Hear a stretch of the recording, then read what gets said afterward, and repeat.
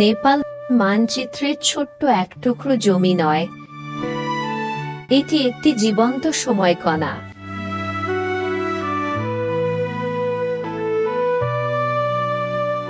যেখানে আকাশ ছুঁয়ে থাকা হিমালয় পাহাড় দিয়ে তৈরি বিশাল সব দেয়াল আর তিব্বতীয় আধ্যাত্মিকতার বাতাস বয়ে যায়।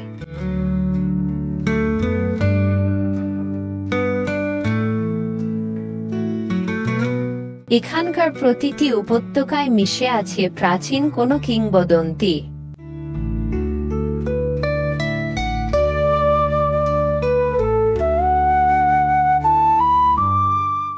আধুনিক পৃথিবীর ইট পাথরের জঙ্গল থেকে অনেকটা দূরে আজ আমরা পাড়ি জমাব এমন এক দেশে যেখানে সময় স্থির হয়ে দাঁড়িয়ে আছে।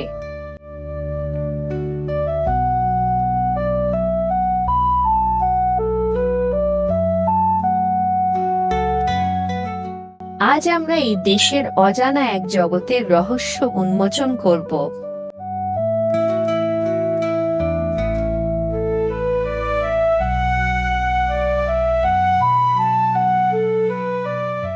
আমাদের আজকের এই যাত্রা সঙ্গী হন, যেখানে প্রতিটি পদক্ষেপ আপনাকে নিয়ে যাবে এক নতুন অভিজ্ঞতার কাছে।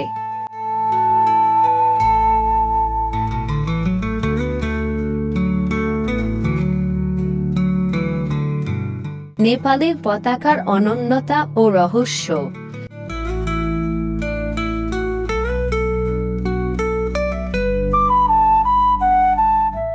যাত্রার শুরুতেই আমাদের চোখে পড়ে এক অদ্ভুত বৈপরীত্য, নেপালের জাতীয় পতাকা।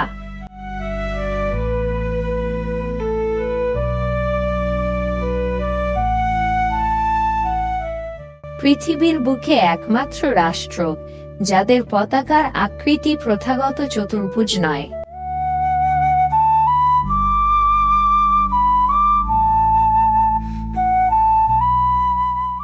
দুটি ত্রিভুজ, যা হিমালয়ের চূড়া, অনন্তকাল আর স্বর্গ ও মর্ত্যের মিলনকে নির্দেশ করে।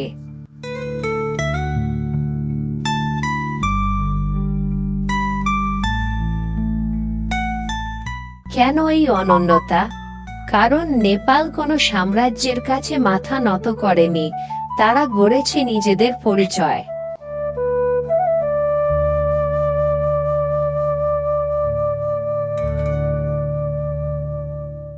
লাল আর নীল রঙের এই পতাকা যেন হিমালয়ের বুকে ঝুলে থাকা এক জীবন্ত বিশ্বাস।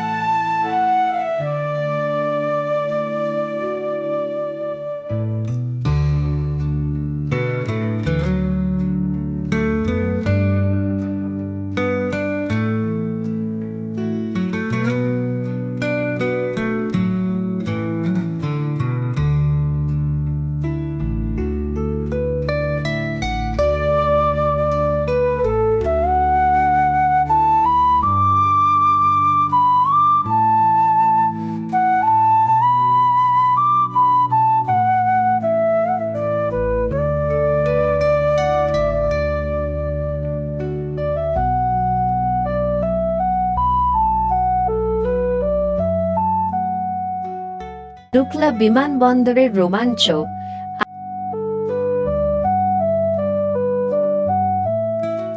আকাশপথ থেকে নেপালে পা রাখা মানেই এক রোমাঞ্চকর অভিজ্ঞতা।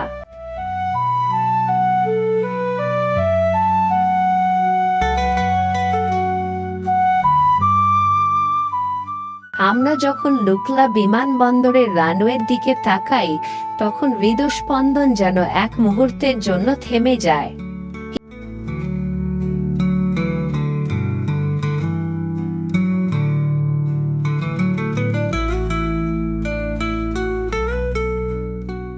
এটি বিশ্বের অন্যতম বিপজ্জনক বিমানবন্দর।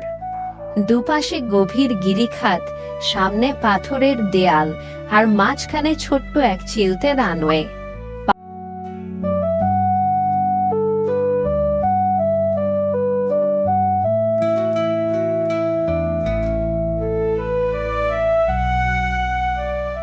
পাইলটদের কাছে এটি শুধু আকাশপথ নয়, এটি দক্ষতা আর ভাগ্যের এক অগ্নি পরীক্ষা।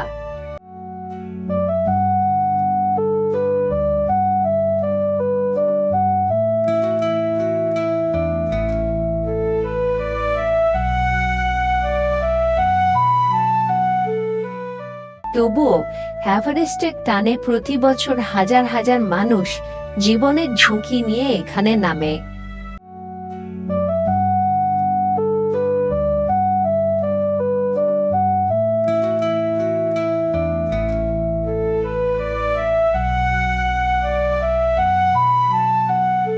কেন এই ঝুঁকি?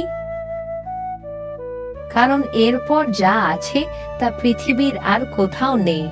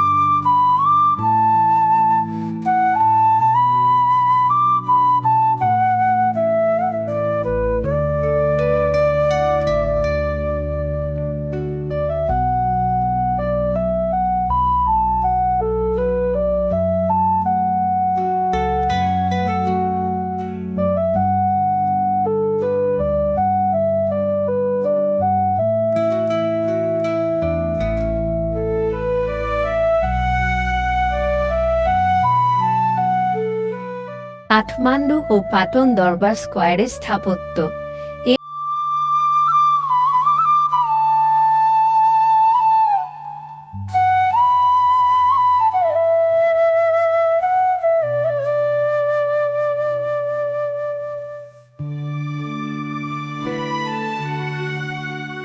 এরপর আমরা প্রবেশ করি দেবতাদের শহর কাঠমান্ডু এবং পাটনে।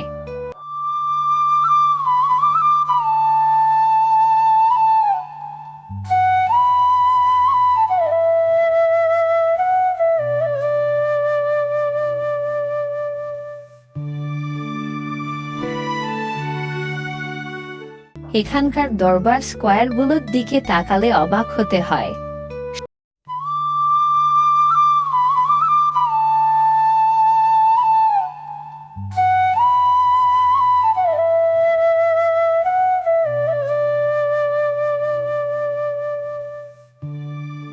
শতাব্দীর পর শতাব্দী পেরিয়ে গেছে, কিন্তু এই প্রাচীন কাঠামোগুলো আজও অটল।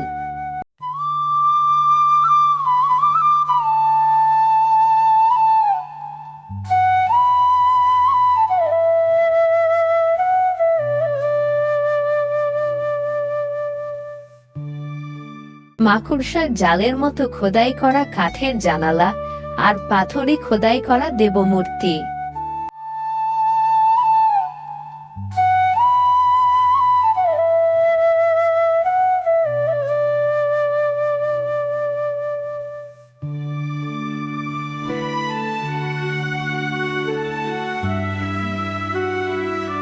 কেন এই শহরগুলোকে আজও দেবতাদের শহর বলা হয়? কারণ এখানকার মন্দিরগুলো শুধু প্রার্থনার জায়গা নয়, এগুলো যেন স্থাপত্যের ভাষায় এক একটি মহাকাব্য।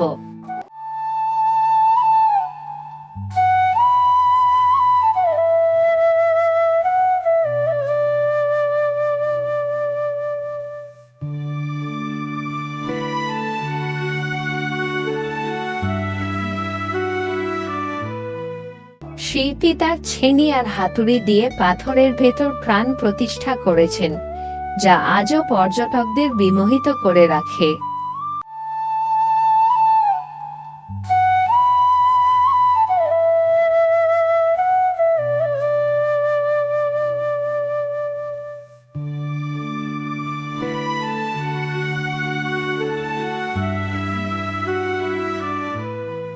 এই শহরে হাঁটতে হাঁটতে মনে হয় আমরা শুধু পর্যটক নই, আমরা ইতিহাসের যাত্রী।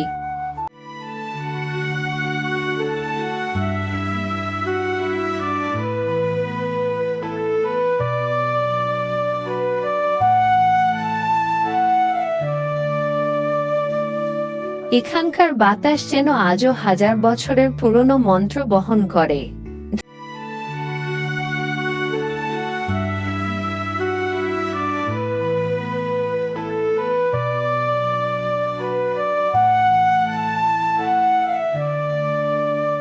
ধূপের ধোঁয়া আর মন্দিরের ঘণ্টার শব্দে মিশে আছে এক অন্যরকম প্রশান্তি, যা আমাদের শহরের যান্ত্রিকতাকে ভুলিয়ে দেয়।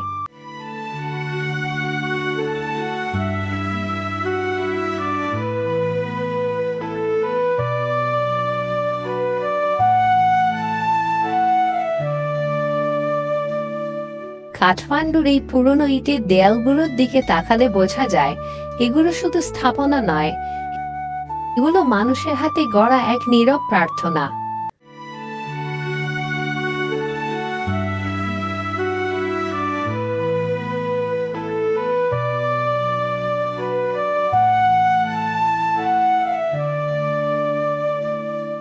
মানুষের বিশ্বাস আর শিল্পের সংমিশ্রণে গড়ে ওঠা এই শহরগুলো আমাদের মনে করিয়ে দেয় আমরা ঐতিহ্যের কত কাছাকাছি বসবাস করি।